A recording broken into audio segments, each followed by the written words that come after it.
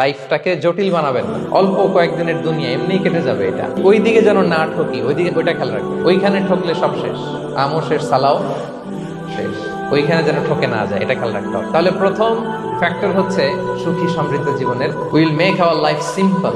Simplicity is the কি to happiness. আপনি লাইফটাকে সিম্পল করবেন, আপনি হ্যাপি হবেন। রাসূল সাল্লাল্লাহু আলাইহি ওয়াসাল্লামের জীবনের দিকে যদি তাকান, দেখবেন তিনি তাই করেছেন।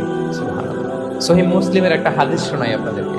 আম্মা জান আয়েশা রাদিয়াল্লাহু তাআলা আনহা বর্ণনা করেন। তিনি বলেন, একদিন সকালবেলা রাসূল সাল্লাল্লাহু আলাইহি ওয়াসাল্লাম আমার বাসায় আসলেন। ফজর নামাজ পড়ে এসে বলতেছে, আয়েশা ফজর নামাজ পড়ে আসছি, ব্রেকফাস্ট করার মতো কিছু আছে ঘরে?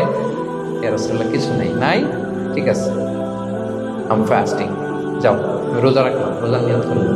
কত ইজি গোয়িং, কত সিম্পল বানিয়েছেন লাইফ। আচ্ছা, আমরা হলে কি করতাম? একটু মিলাই নিজের সাথে। সাধারণত আমরা যেটা করতাম, আমরা অনেকে রেগে যেতাম। প্রিয় ভাইরা, ঘরে কিছু নাই মানে তুমি আগে জানাবা না আমাকে? হ্যাঁ, গত রাতে বললে তো কিছু নিয়ে আসতে পারতাম। সাধারণত এইভাবেই তো রিয়েক্ট করি আমরা। আগে জানাবা না কেন? আগে বলো না, রেগে যেতাম। অথবা বলতাম, আচ্ছা ঠিক আছে, এখন যে একটা কিছু ব্যবস্থা করি, দেখি কিছু পাওয়া যায় কিনা। এরকম অনেক ওয়ে খুঁজতাম। তো রাসূল সাল্লাল্লাহু আলাইহি ওয়াসাল্লাম এই কোনো অপশন না নিয়ে বললেন, okay, there is no food for breakfast, I am gonna fast ফা ইন্নী সাইম। ঠিক আছে, খাবার যখন নাই, আমি রোজাই রেখে দিলাম। সুবহানাল্লাহ। এভাবে তিনি তার লাইফ লিড করেছেন। Make your life simple, you'll be happy.